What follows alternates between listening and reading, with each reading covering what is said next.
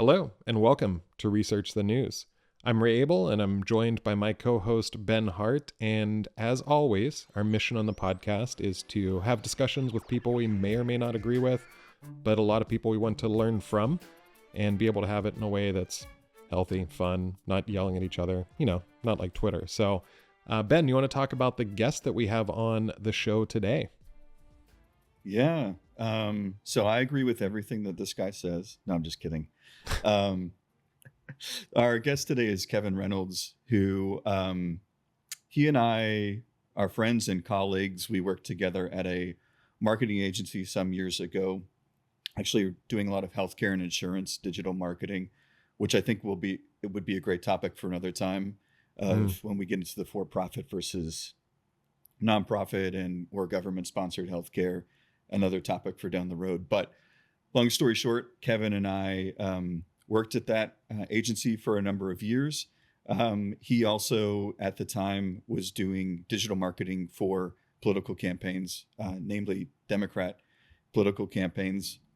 Tried unsuccessfully a few times to get me in the fold on that. I still may take him up on the offer at some point, but I learned a lot from Kevin in terms of the way that some of this stuff works in the political side. And I think I mentioned last episode, I take a lot of a marketing perspective for a lot of what's happening. And that's simply because at working in the industry, and Kevin can probably talk to this too, but you see how much you can truly influence really the narrative with marketing, whether it's for a product in the for-profit industry or whether it's with a campaign for a non-for-profit, so to speak.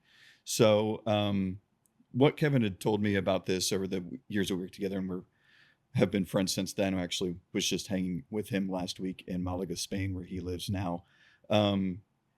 He enlightened me with a lot of what goes on behind the scenes. And so I thought it would be great to bring him on. He has some great views on some things and can give us sort of a behind the scenes, because I think a lot of folks don't realize how much influence these ads do have on folks, even to ourselves, even the way that the algorithms work, and the way that campaigns are now harnessing these algorithms. So with all that said, we're going to kick this off with Kevin, just ask some questions back and forth. Ray and I will. Kevin, thanks for being on the podcast. We're happy to have you here and looking forward to kind of peeking under the hood of the digital marketing side of campaigns. Yeah, it's a pleasure to be on, and always a pleasure to talk in person or virtually like this. Yeah. Yeah, I'm pretty interested to hear. This is for listeners that are new to the show. I don't have a marketing background, so I'm here with two marketers and also two people who align more politically than I align with them. So it'll be pretty interesting to have these conversations and find out more about it. But yeah, I think like what Ben said, trying to figure out the ins and outs of some of what goes on behind the scenes with digital marketing. And I think since I am the outsider here, if you want to start out, Kevin, by maybe just mentioning what digital marketing means to you when it comes to political campaigns. What were you working on, and what does that term generally mean? Yeah, so digital marketing, I mean, when it comes to campaigns, I would say it's basically the same delineation that you would get in, the private sphere as well. So it's going to be the main social media platforms. You have Meta now, but Facebook, Instagram, TikTok, new kid on the scene, Twitter, but really even platforms as diverse as like Google Ads, running searches that yield paid results for Google searches, YouTube, really any sort of surface that you can think about on the internet. There are likely ads on it, whether you notice that there are ads or not. Well, I think, and now at this point, there's ads pretty much everywhere we go, all the time, always. I just got a new car, and I'm getting ads in my dashboard, and that just, I think, went one step too far. So yeah, but we can dive into that one in a separate episode as well. But Ben, I'll let you take over from here. Yeah, definitely. Quick. We always like to do the informational questions, right? We did a lightning round at the VP episode. So quick question for you guys. do you know what year the first digital campaign ad was run? Politically or just generally? Politically. Yeah. Oof. Digital political. All right. I am going Take a to say stab. the first digital campaign was 2001. And the reason I'm thinking that is because I just remember the John Kerry, George Bush. No, and actually that would have been later. I remember the John Kerry, George Bush weird cartoon that they had about from Jib Jab. I think it was jibjab.com. So I think it was before that. That's my guess. Pre-Jib Jab 2001. Okay. Kevin. Yeah, I mean, if it's pre that election, you're getting into the time that I was not very digitally active because I was just learning my shapes and colors. But he's a younger guy, and he's putting his old guys to shame here. Yeah, okay. Yeah. But Cool, Kevin. Way to start out strong. Yeah. I'm gonna guess 96. Let's say. Ooh, not bad. So, the wisdom of crowds, we're going to split the difference. It was 1998. All right. By Ian Gould, Okay.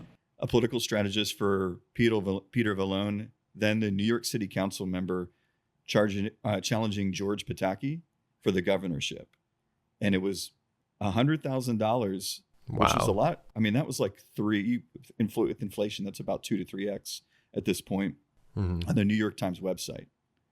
So, $100,000 on the New York Times website. I wonder what the readership was for New York Times website back then. It's a great question. Yeah. But I hope they got a takeover for that. I hope they. What's that? I hope they got a full takeover for that. Yeah, front page takeover. Yeah. But yeah, before that, you'd be advertising in the newspaper or on radio or on TV, and that was about it. Magazines, but so this has evolved a lot, and we can come back to the historical evolution of this because I don't want to get too into it, but it has evolved a lot since then. Well, we might as well I'll do a quick timeline here for you because I want to get into Kevin talking more about what he was doing. But so that was 1998. And then we know actually Twitter was launched in 2006. And then the iPhone was 2007. So actually pre-Obama, but not really in enough time for the Obama campaign to utilize it in the first term. But the Obama campaign is really credited with the first time that they utilized digital marketing. And that was much more via Facebook. And then really the iPhone was sort of the outlier at the beginning, but with the evolution of that in social media, Instagram was released October of 2010. And about by October 2012, the iPhone was mass adopted, smartphones were mass adopted, and we have the social media platforms as we know them today. A lot of stuff has happened since then, and we'll get into some of that. But that's a quick outline of really, it's only been in the past 20 years that all of this is, 25 years all this occurred, and has been a tidal shift in what was before newsprint, TV, et cetera, and is now something that's in the palm of our hands 24 hours a day, or let's say 18 hours a day if you get 6 to 8 hours of sleep. So something to think about. It's also crazy to think that you say 20 to 25 years, but 12 years was really the mass adoption, and it just seems like so much longer. I mean, Kevin was 3 years old 12 years ago. So Ray couldn't let that one go. I'm hoping I can vote in this next election. Actually. You're having so much influence already, and you can't vote. Yeah. So with that said, also in the balanced, our goal to be balanced, I think it would be cool at some point to have someone who's done Republican digital campaigns, and also bring Kevin back on. Then we have like a battle royale. No, I'm just kidding. Yeah, but it would be cool to have, both sides of that. And Kevin and I knives or pistols. Depends on what state we're in. So just a quick one. So Kevin Reynolds, as we mentioned, former colleague and friend, volunteer digital marketing lead. I think you had worked your way up there, and you can correct me if I'm wrong, for Tech for Campaigns from 2017 to 2023. The mission statement for Tech for Campaigns is to fight extremism, their words, and help Democrats win at scale using advanced commercial digital marketing and data techniques, something Kevin alluded to earlier. It was started in response to the success of the digital marketing efforts by the Trump campaign and election losses seen at the state legislative level by Democrats. So, Kevin, I know, and we can probably jump right into this, but what initially made you volunteer back in 2017? And I know that did have something to do with the Trump campaign, but just how did you get into tech for campaigns and digital marketing for political campaigns? Yeah. So, I mean, I think like a lot of people who are digital marketers of my generation, obviously on like our side of the aisle, more or less, I was activated by the loss, to the Trump campaign in 2016. It was fairly unexpected blow. And I think there was a lot of soul searching after that. And I was looking for a way to make a difference locally. At that point in time, I was living in San Antonio, and there was a mayoral election coming up, which funnily enough, the more conservative candidate in that election, Ivy Taylor, actually worked with Brad Parscale. Brad Parscale is a San Antonio guy, and was, for those who don't know, Trump's digital director during that initial campaign.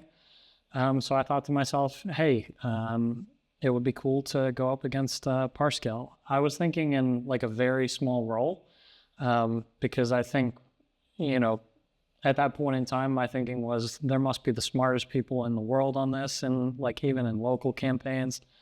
And what I found when I reached out and basically went through their like volunteer form and eventually got an email back from their campaign director, just saying, hey, I'd like to help out in any way I can.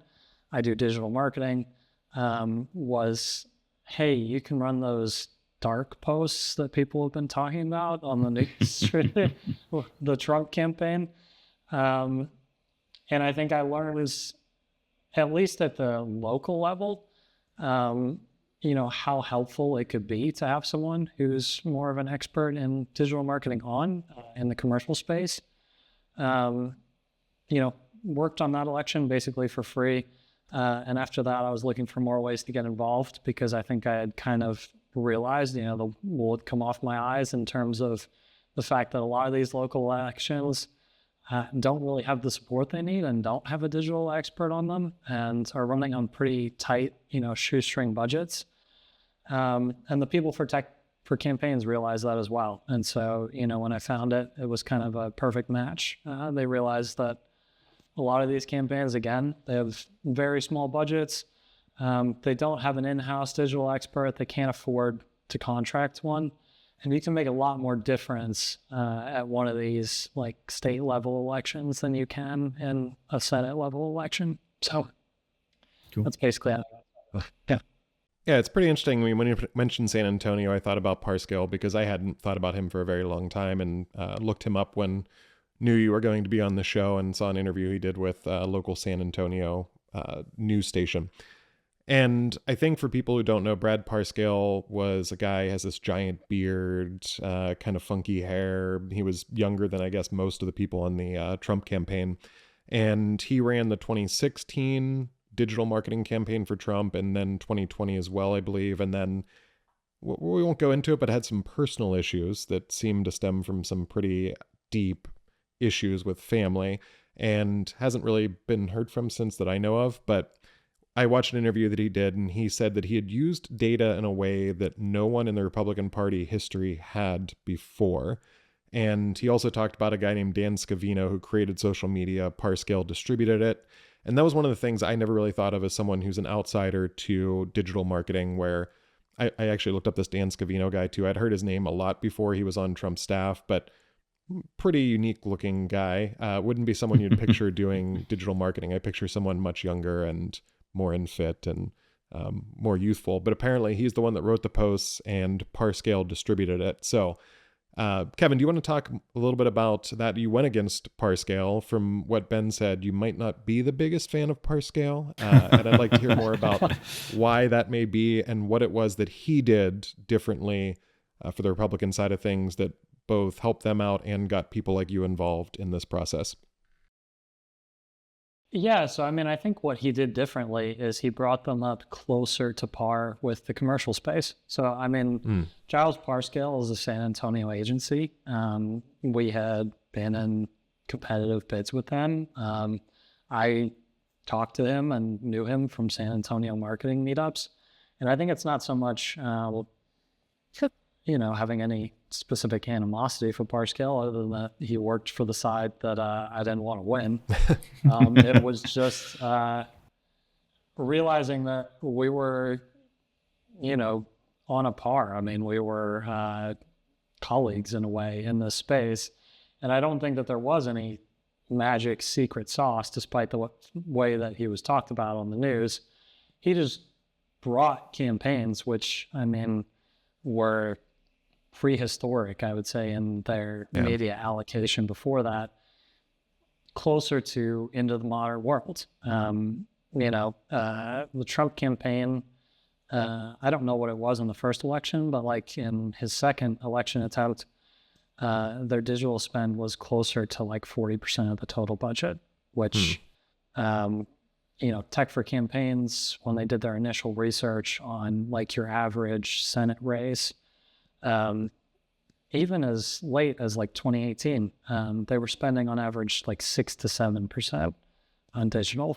And in the commercial space, it's even in 2016, it was above 50%. Now it's probably 60 plus. Well, I know that he mentioned in that interview that he had brought in $90 million to the San Antonio economy, which I think was a humble brag, but he said that was what they brought in from the Trump campaign for the 2016 election. So just to get a scale for our listeners, 90 million was what he alone for his organization got to do digital marketing. Yeah, I think they hit at the right time in 2015, 2016 to where we just did the timeline before of the adoption of cell phones, smartphones, social media, etc. They were able to capitalize on that, I think, to Kevin's point, in a commercial way. The other thing is a lot of what Trump was credited for was focusing on the Midwest, which was sort of largely forgotten by a lot of candidates. And so a lot of that data, and we'll get into more of the data side of that too, because I think that's pretty interesting with Cambridge Analytica, and Kevin has direct sort of experience with that.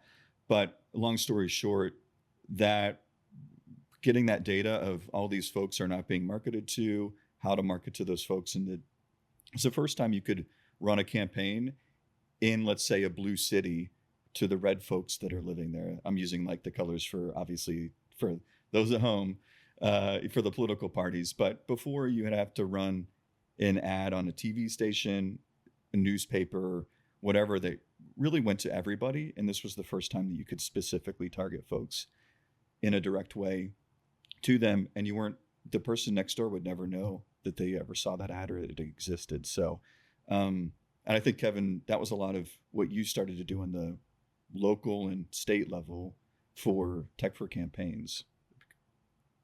Correct? Yeah, definitely. So, I mean, Facebook has since neutered some of these targeting options in terms of like political propensity, followers of different political figures or news organizations. But I mean, at that time, you really could slice down to just, who are the people who are likely to be on my team from this area, even if it's, 70%, like you said, red. I can just hit the individual people that are likely to be on my team. And I think the other thing that was really unique about this is the two parties are kind of weird agglomerations because of our first past the post system. Not every position within the party is held by every member of the party. And you could find the people who are interested in a specific issue and serve them ads about that issue, and not other people who might not be interested in it or might even be against it within the same party. So I think that kind of slicing was also something new that you could do. So you could basically say, all right, Bob in Iowa has shown a propensity to be a Democrat, but he also is for having more access to guns. And so you might serve him a campaign ad that shows, like in current times, Kamala Harris's positive gun information as opposed to something where she was trying to ban something involving guns. Is that correct? Sure. Yeah, I'd love to serve him an ad of Tim Walz hunting. Right. I mean, exactly. so you can slice it down to that. And I think in a lot of ways, Trump is an interestingly good candidate for that sort of marketing because he kind of throws things out on the stuff and has a lot of positions on a lot of issues, and you can slice those up. And I mean, if you think about the way that most people are consuming content at this point, it's in, 30-second to 4-minute sound bites. 30-second to 4-minute. I feel like it's more like 4-second to 10-second sound bites. So yeah. Oh yeah. Yeah, whatever TikTok is. It's been shortened even more on TikTok. Yeah. But I would say at the time you probably had 30 seconds to 4 minutes. So I mean, you can customize it very much to whatever any individual person's issue of choice is, essentially. And so with the Cambridge Analytica, can you just give us a very brief overview of what the main issue was there? From my understanding, they were saying they were doing research into people and then just getting as much data as possible on those people and selling it. Is that a correct overview? And what happened? You said now there's some more restrictions and Facebook has neutered some of these things. What are some of those restrictions that came in after Cambridge Analytica? And was it because of that these new regulations came into play?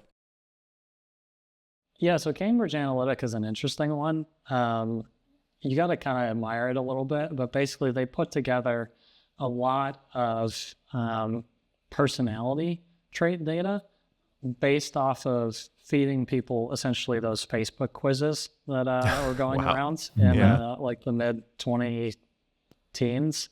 Yeah. And they tried to target people based off of like the big 5 factors like personality scores, which actually, in retrospect, I don't know how effective that was, but the issue was that sort of stealthily collecting all of that information on people and then reselling it. So Cambridge Analytica obviously, got into trouble about that.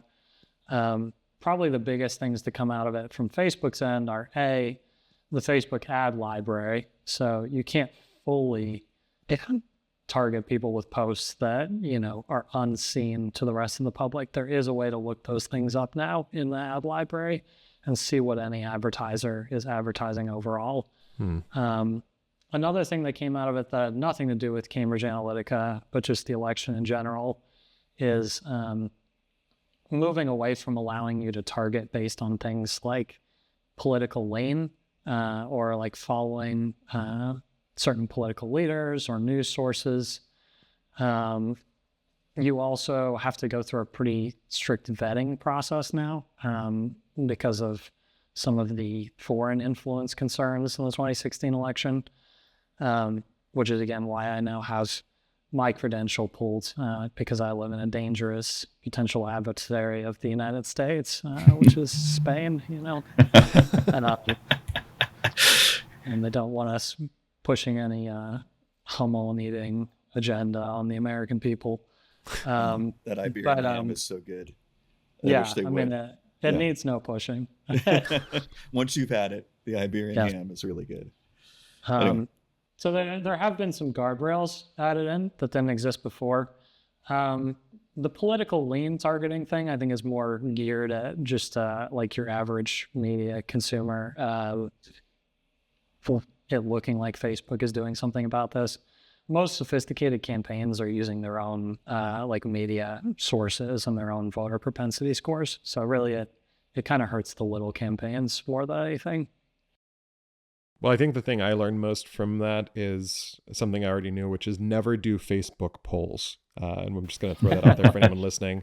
Also, every time I see someone answering questions about, it'll be a little survey you pass along and it says, what's your favorite vacation? What's your first concert? And I'm like, it's weird that those all match up with the security questions from your password. So again, just don't do any of these Facebook polls. Don't put that stuff public.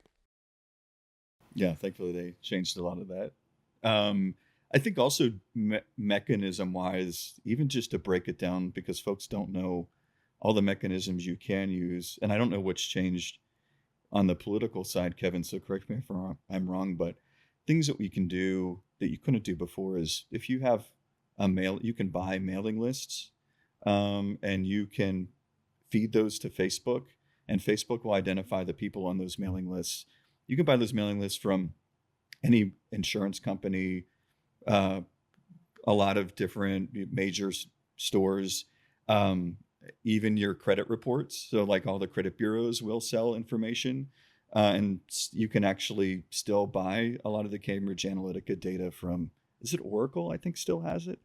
And it's one of those, but Yeah, I don't know who exactly got the goodies from their breakup, but yeah, I'm sure it's still out there. I'm sure. Yeah, it used to be Oracle, I'm pretty sure. But long story short, there's a lot of ways that digital marketers can use to get exactly to the right person that they want to at the right time. So, and use information that they buy elsewhere if they can't get it from Facebook to target you exactly with the ads that you want. So even though a lot of those controls have been changed or mechanisms have been stripped away, there's still a lot of ways that advertisers are getting to you, both in the regular, for-profit space for corporations or businesses or whatever, to leverage that, but also in the nonprofit and political space. So just for a little listeners at home, the different types of things you can do and the way that folks can target you directly.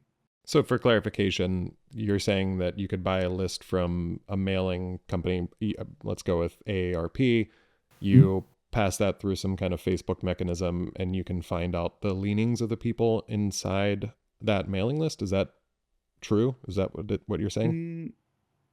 It's more that you can, and I'll say this, and then Kevin, you should definitely jump in on this.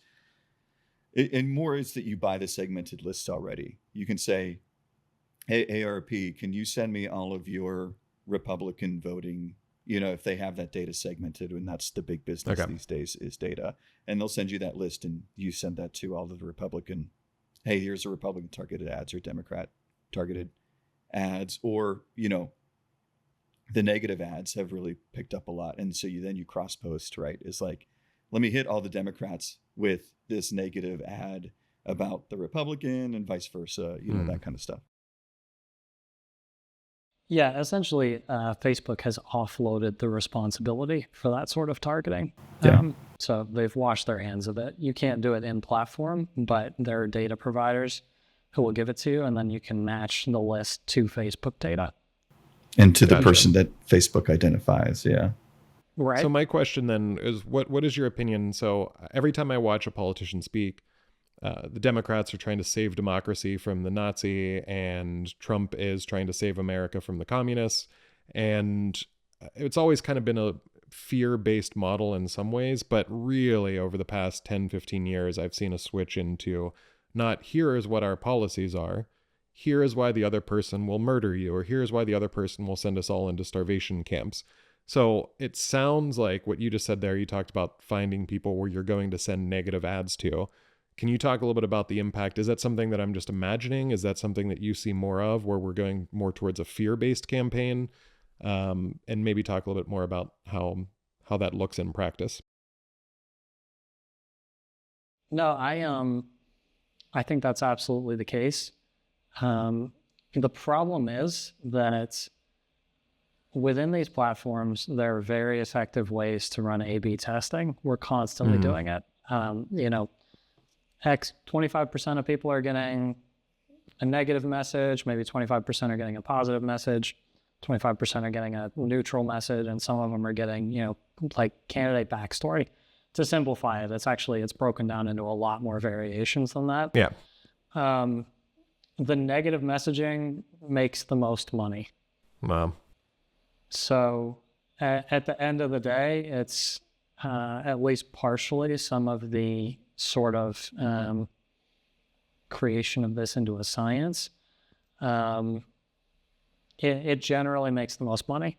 There are exceptions to that. I mean, if you have a very good candidate, like self-shot video that's about their story, or a good like organic interaction, that'll perform well a lot.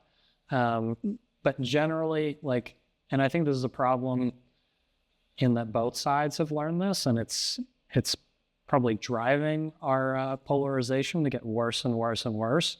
And then it works better and better and better. It's a feedback loop. But yeah, I mean, they do it because it works, basically. And the consequences for it are less if you can pick out a certain group of people and serve them with a scary message. And you don't have to show it across the board to where you may alienate some people who are more in the center. So yeah, I mean, that's kind of a rambling answer there, but no, I think that was helpful. And also, I think there's two kind of follow-up questions. That number one, when you say it makes the most money, do you mean is that typically people just clicking on it more, which then gets more Facebook ad dollars towards Facebook? Is that what you mean by defining makes more money? So I mean, Facebook is kind of more of a neutral player in here than I think the average person gives them credit for. They don't really care what kind of messaging you run. They just want more ads. So generally they're just trying to give you like more tools and more reach. I would say from the perspective of the campaigns, it makes more donation money usually. Gotcha. Okay. To scare people about something that, again, Trump said that he's going to come and like take your right to get an abortion, or Biden is going to take your right to own a gun whatsoever, or that fear-based response generally drives the most donations, at least from what I've seen. The second question as a follow-up is someone who's now living in that adversarial country of Spain. Do you see the same kind of thing there with elections? Is it moving more towards a fear-based model, or maybe Europe in general in your travels, or is that an American experience mostly? I would say that it is on the fringes. I think because of their electoral system, there's not the same like winner-take-all mentality. They have a parliamentary system. So you do get a wide diversity of parties that can be represented in there. And there's not this like just apocalyptic every election struggle for like 50,000 people in 4 states. It's, I would say it's, again, it applies more on the fringes. There are fear-based parties here, but because they are not like the key voters in a national coalition, they can have their own small little party that cares a lot about, whatever it is, immigration or like not wanting to be in the EU.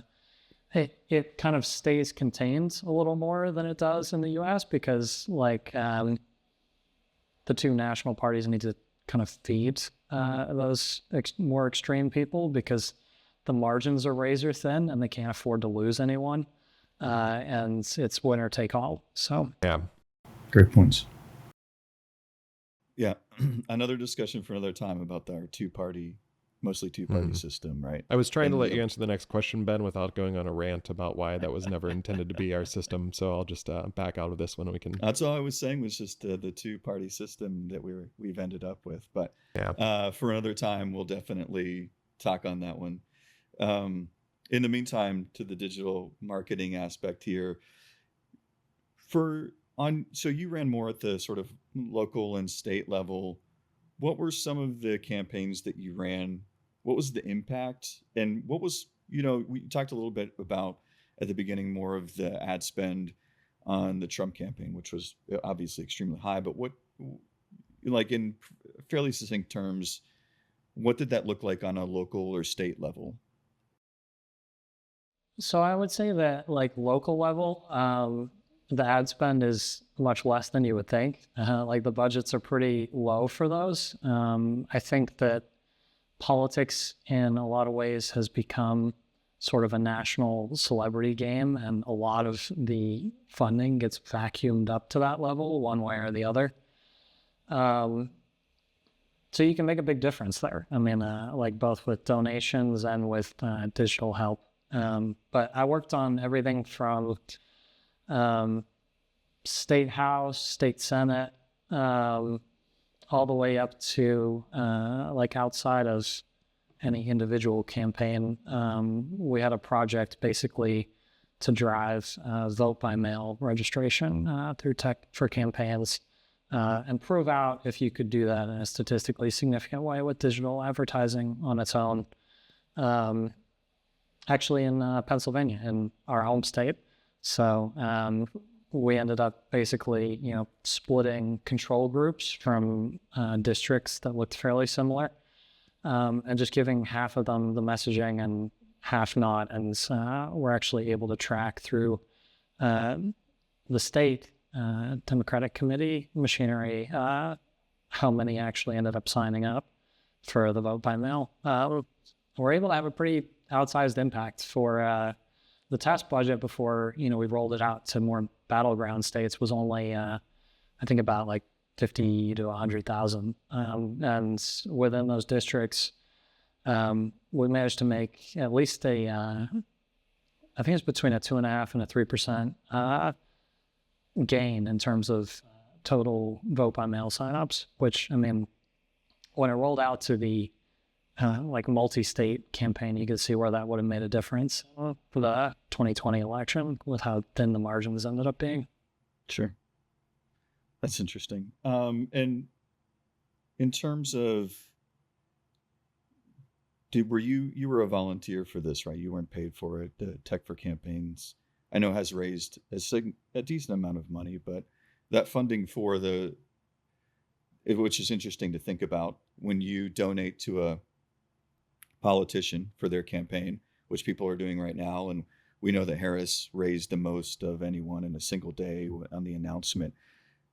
And saying before how much of those dollars go to digital marketing, you have to think the sheer amount of money that Facebook and Google, TikTok, Twitter, et cetera, are making off of these political campaigns. Like a sizable amount of your dollar goes to a politician, but then goes from the politician's campaign to Facebook, Google. Might be a great time to buy some Facebook or Google stock. It usually does tend to go up in the elections. And we as digital marketers know and warn clients, just as a quick aside, that, hey, the cost of running your ads is about to go up in the next 3 months because it's prime time for the presidential election. And, obviously a lot of Senate and House of Representatives. So there's a lot of money being spent right now. And because it's a bidding system, it costs more money for the rest of the ad space than it usually does in the other times. So it's really crazy to think about how much of your money but unfortunately right now it seems to be a necessary evil in the political world of we've got to run these campaigns on these. And from that, I'll just, maybe I'll move into, since we want to be mindful of time, the evolution we've been talking about on this. And obviously AI has come into prominence since the last election. And even this week, the big to-do is Trump's campaign, or Trump on his, I think it was on X, right?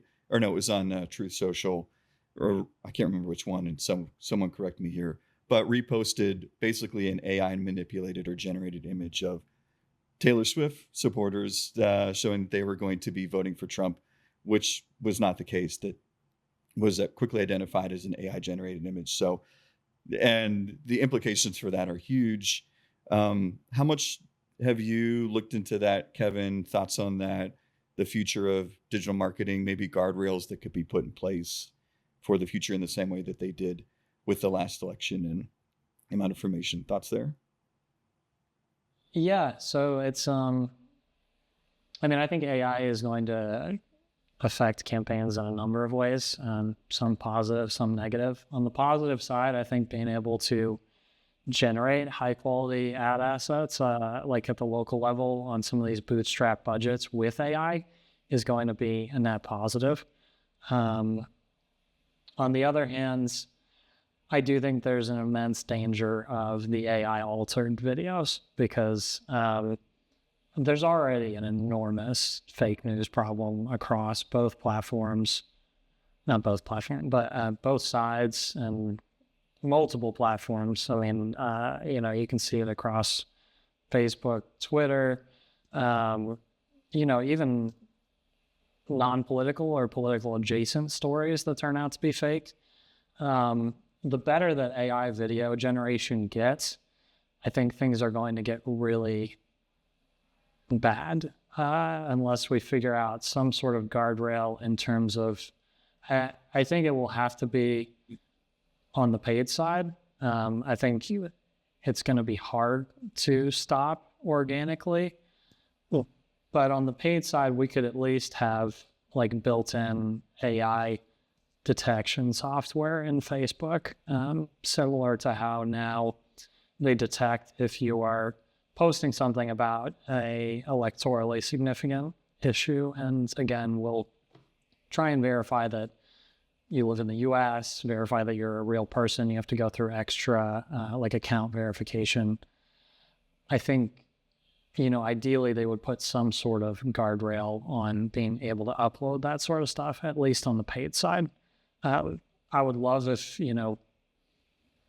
it could get taken down if it was politically sensitive on the organic side, but then you start to get into like free speech issues. And I mean, at what point are you taking down parody videos, or, are you taking down something that, so I don't know where the line is there.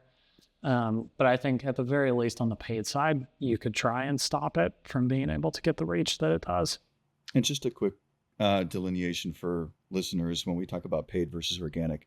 Organic is anything anyone uploads to social media, and the paid is digital advertisers paying for it. You can, as an individual person, pay to get your post boosted to more people, but when we talk about paid versus organic, it's that.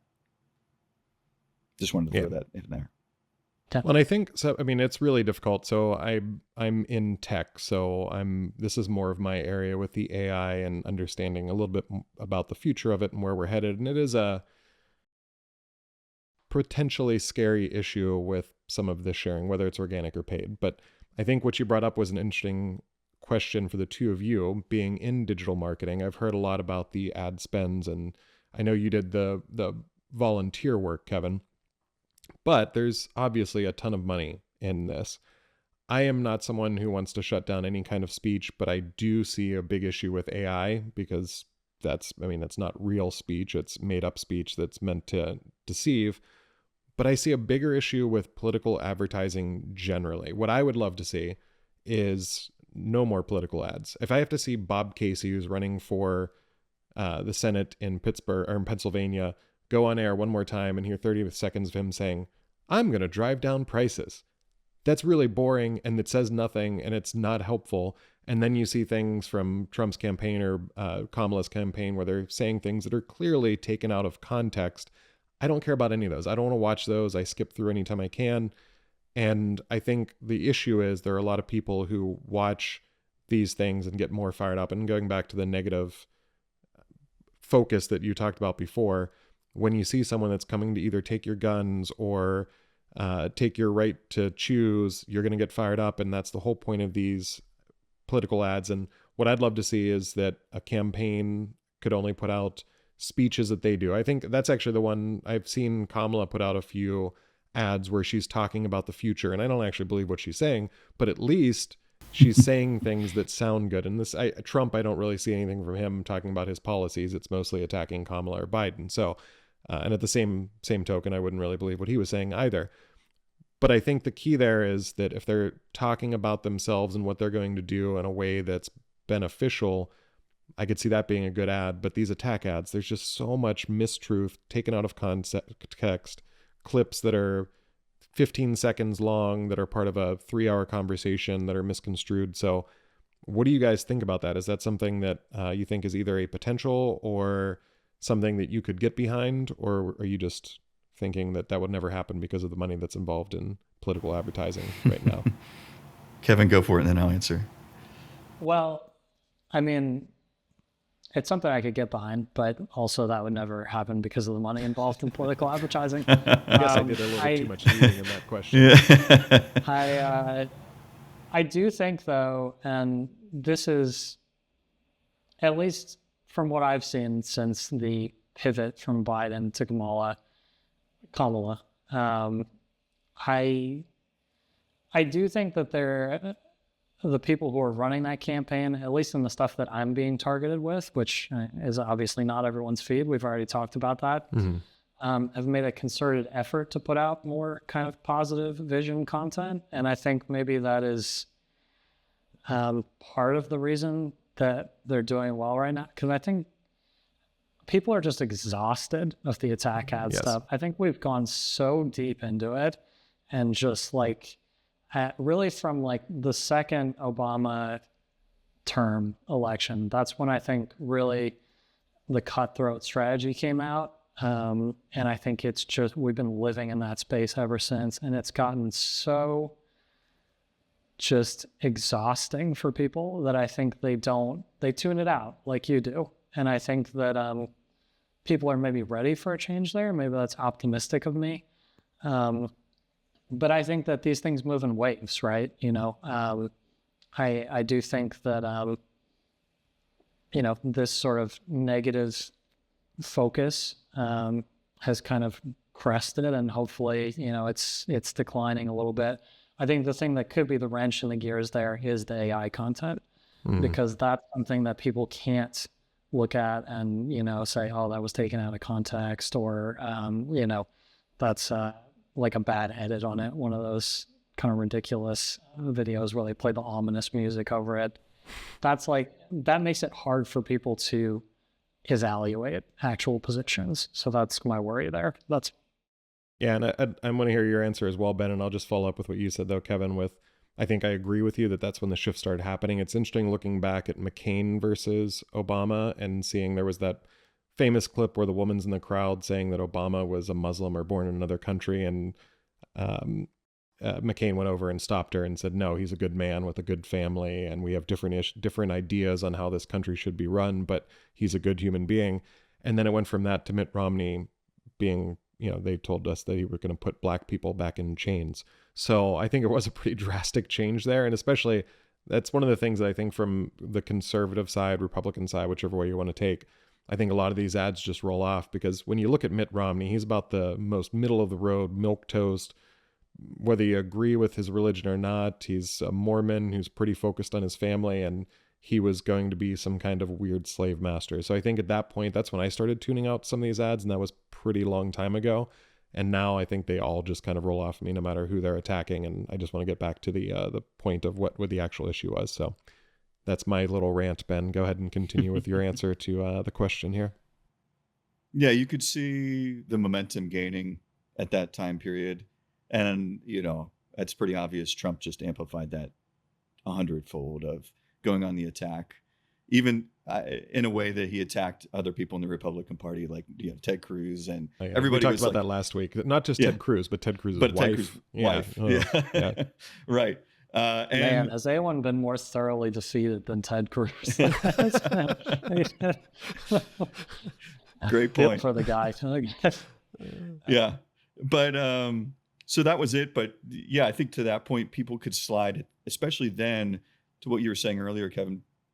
People could slide under the radar. Before, if you put an ad on television or in the newspaper, wherever, everybody saw it. But now you could, what they call dark posting that you said before, you could send this very negative ad to a very specific segment of people, and no one else would know that you were doing it. And so it became really insidious, and it just amplified from there. Personally, I would be fine. I was thinking the other day, it'd be great if there were no political ads whatsoever. There was just one government website that was set up where everyone put their platform, and you went to that website and you read this really sort of cut and dry, here's our vision for America in the future.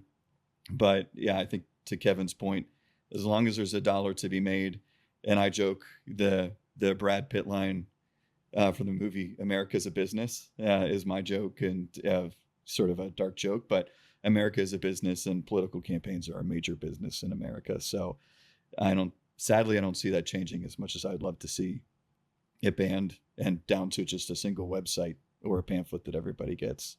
So, yeah. No, I agree. And I think part of the problem is the lack of desire for a lot of people to actually research these issues. I feel like a lot of people just, I mean, like you said early on, Kevin, we've gone from watching 3-hour debates or 2-hour debates where people were actually discussing issues and disagreeing politely to here's 15 seconds of TikTok time. How can you make your other opponent look like the literal devil?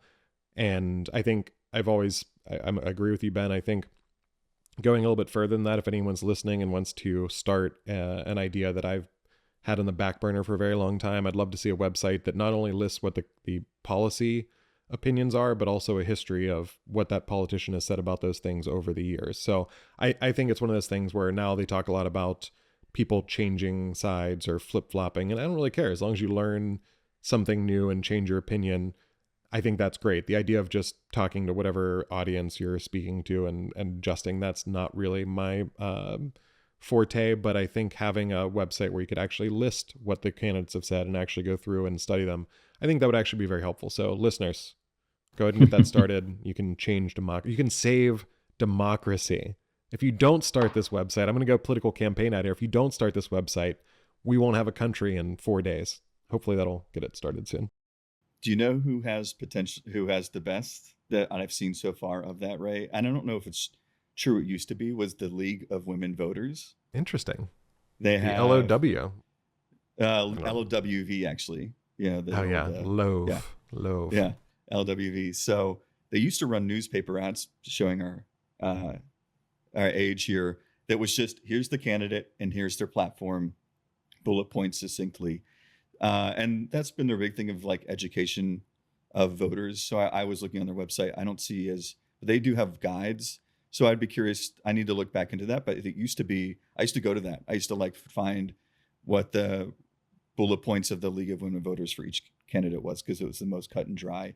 Here's their actual platform. So, but I think, yes, something that's very succinct out there would be great, to your point. Yeah. Now, I Cool. think with that all being said, I think for you, Kevin, what's something you think most people, we've talked a little bit now about what happens in the campaigns. We've talked a lot about terms that some of us may have never heard before. But I think just kind of in layman's terms, what's something you think most people don't realize about how this all works? What's going on behind the scenes that we've seen the data, you've talked about those kind of things, but what do you think is either the worst or the best part, or both, about what's going on behind the scenes that common people like myself wouldn't understand or know about? Okay. Yeah, I mean, we've talked through a lot of those. I mean, I would say from like a top line perspective, just always know that you are probably being served something that you're likely to agree with, and think about that and why you are. In terms of worst and best, I would say from the worst case perspectives, and you got into this a little bit earlier, at the national level, the fundraising kind of doesn't matter from a running the campaign perspective. It's more from a headline grabbing perspective. An enormous amount of resources are dedicated to spending money just to generate more money, so you win that next fundraising headline.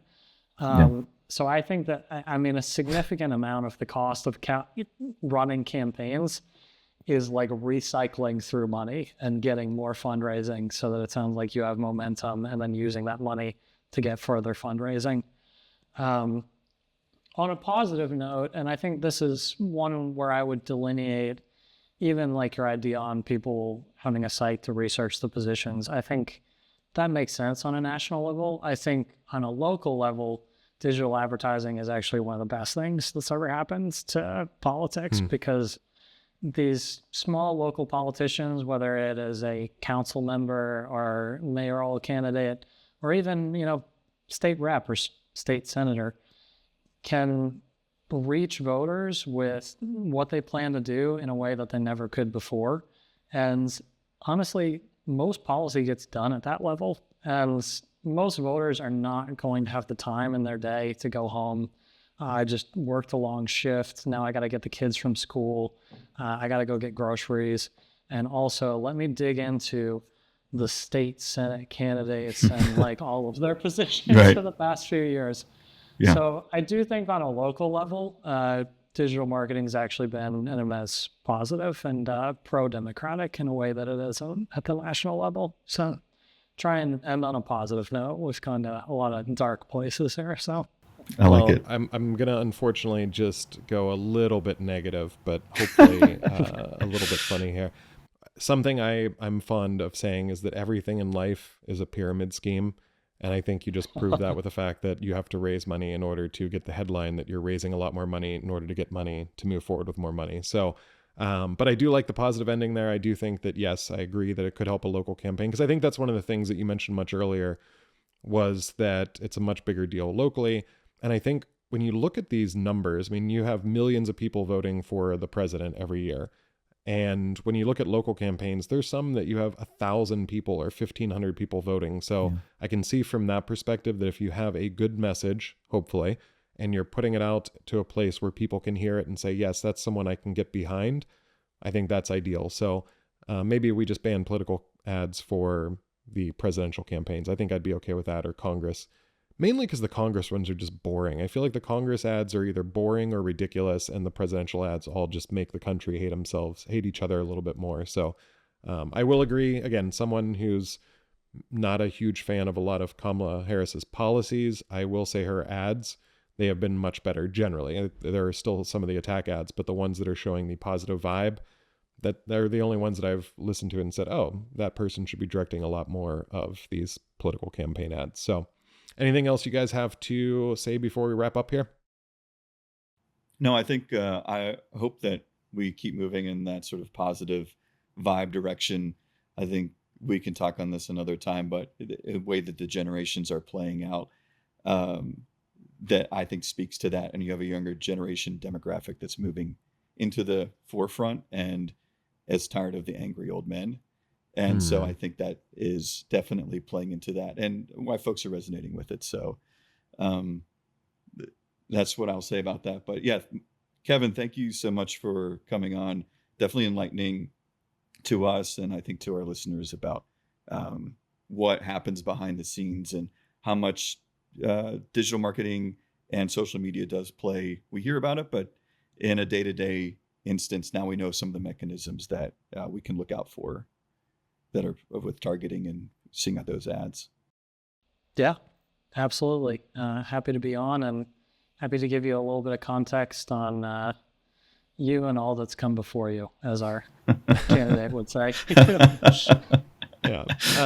I'm going to wrap up on a positive note and say that one of the things we're looking at for the future here, I don't think there's going to be anything on this episode, except I might fact check you, Ben, on the fact that the younger generation is more positive and it's the old people who are angry, because I think every generation's angry now. So I might fact check that. But the point of me saying that is Ben and I talked off the air, and what we want to start doing, oftentimes on the show, we might be getting into some debates. We've talked a few times now where we've thrown out numbers or thrown out quotations that we could fact check live, and there's some things we'll find out about afterwards. So for everyone listening, if there's something that we messed up, feel free to let us know. We love hearing fact checks.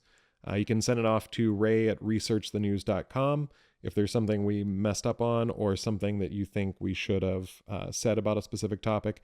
And also in future episodes, Ben and I will be fact checking each other if we miss something after the show, because there's a couple things that rattled around in my head that Ben said that I was like, I'm not so sure about that. But I didn't want to address it live because I didn't want to distract us from the main goals. But that's something we're going to be doing, because here we want to make sure that, we have a podcast called Research the News. We want to make sure that we're researching and bringing out solid facts. So send those to us. We'll be doing it to ourselves. Kevin, thank you for being on the show. We loved having you on. We'll get Brad Parscale on here. You guys can have a knockdown, drag out fight. And I don't know, you seem too calm to do that, but maybe not. Maybe we'll just have a nice discussion.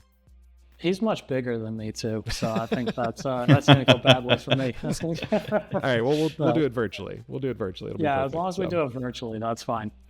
Perfect. All right, guys. Ben, anything you have before we wrap up?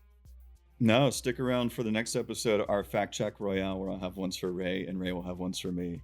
Fact Check Royale. I love it. All right. Thank you, everyone, for listening. Make sure you check out the website for any of the links of what we talked about today. We'll have the transcripts from the podcast, and feel free to share us on social media, as we're Research the News pretty much everywhere. So thanks for listening, and we'll talk to you all again soon.